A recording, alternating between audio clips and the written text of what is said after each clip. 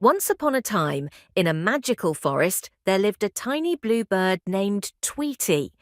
Tweety loved singing songs, but no one could hear her because she was so small.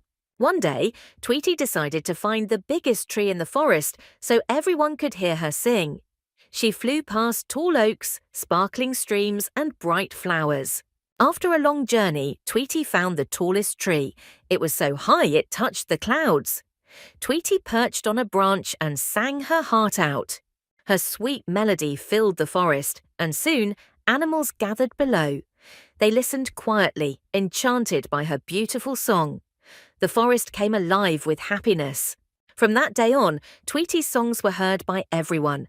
She realized that no matter how small you are, your voice can make a big difference. And so she sang every day, bringing joy to the whole forest.